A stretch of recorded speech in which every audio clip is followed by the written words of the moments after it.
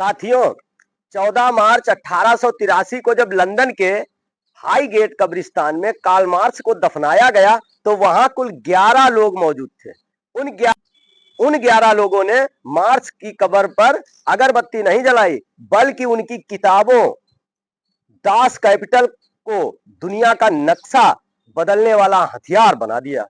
और दूसरी तरफ 1956 को वो शाम मुंबई की चैत्य भूमि पर लाखों का जनसैलाब बाबा साहब के प्रति वो प्रेम और आंसू लेकर आज 7 दशक बाद खुद से एक सवाल पूछिए, क्या हम बाबा साहब के सिपाही बने या सिर्फ उनके भक्त? वो पूजने वालों की भीड़ से अक्सर घबराते थे, वो तो बंद दिमागों की जंजीरें तोड़ना चाहते थे। तुमने तो उन्हें पत्थर की मूरत में कैद कर दिया, जबकि वो हर हाथ में किताब देखना चाहते थे। बाबा साहब ने अपनी किताब एनिहिलेशन ऑफ कास्ट और संविधान सभा के भाषणों में बार बार चेतावनी दी थी कि भक्ति राजनीति में तानाशाही की ओर ले जाती है और धर्म में आत्मा के पतन की ओर। आज हम क्या कर रहे हैं? हम जयकारे लगाते हैं, नीले झंडे लहराते हैं, उनकी तस्वीरों पर माला चढ़ाते हैं। ये बुरा नहीं है, ये प्रेम है। लेकिन क्या हमने उनकी लिखी किताबें पढ़ी हैं? क्या हमने समझा कि वो हिंदू कोड बिल के जरिए महिलाओं को क्या अधिकार देना चाहते थे? कार्ल मार्क्स के 11 लोगों ने दुनिया की सरकारें हिला दी, क्योंकि उन्होंने पढ़ा था हमारे यहां लाखों की भीड़ है, लेकिन अगर हम पढ़ेंगे नहीं तो हम सिर्फ वोट बैंक बनकर रह जाएंगे।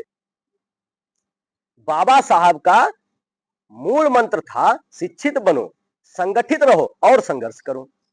शिक्षित बनो का मतलब सिर्फ डिग्री लेना नहीं, बल्कि तर्कशील बनना है, पाखंडवाद के खिलाफ खड़े होना है।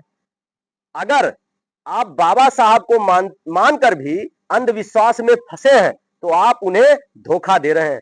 संगठित रहने का मतलब जाति के नाम पर इकट्ठा होना नहीं, बल्कि विचारों के नाम पर एक होना है। संघर्ष करो का मतलब है किसी व्यक्ति के खिलाफ नहीं, बल्कि उस मानसिकता के खिलाफ है जो इंसान को इंसान नहीं समझती। नीली छतरी वाले का सिर्फ गुणगान मत करना, उनके स्वाभिमान को नीलाम मत करना। पढ़ सको तो पढ़ना उनके संघर्षों की गाथा, सिर्फ मूर्तियों पर फूल चढ़ाकर एहसान मत करना। बाबा साहब ने कहा था, मैं ऐसे धर्म को मानता हूं जो स्वतंत्रता, समानता और भाईचारा सिखाता है। उन्होंने बुद्ध का मार्ग इसीलिए चुना क्योंकि वहां तर्क था, वहां समता थी। जयकारा लगाने से पेट नहीं भरता, ना ही हक मिलता है। हक मिलता है कानून की जानकारी से, हक मिलता है आर्थिक मजबूती से, हक मिलता है हक मिलता है राजनीति में सही भागीदारी से। हमें भीड़ से शक्ति में बदलना होगा।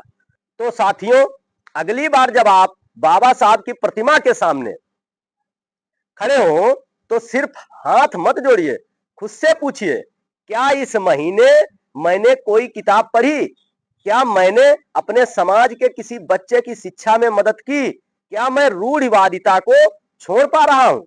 बाबा साहब को अगरबत्ती की खुशबू नहीं, आपके पसीने और आपकी बुद्धि की चमक पसंद थी।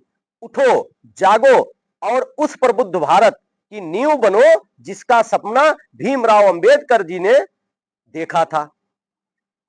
मसाले हाथ में ले लो, अभी अंधेरा बाकी है। दिलों में जो छुपी है वो आग अभी बाकी है। जय भीम का नारा तो बस एक आगाज है दोस्तों, अंबेडकर के सपनों का पूरा होना अभी बाकी है। मेरी राय में आपका विश्लेषण एकदम सटीक है। किसी भी महापुरुष का पतन तब शुरू होता है जब लोग उन्हें पढ़ना छोड़कर पूजना शुरू कर देते हैं। मार्क्स के अनुयायियों ने विचार को अपनाया, इसलिए वे वैश्विक क्रांति ला सके। बाबा साहब के अनुयायियों को भी इमोशन से ऊपर उठकर एक्शन और एजुकेशन पर ध्यान देना होगा। जय भीम, जय भारत।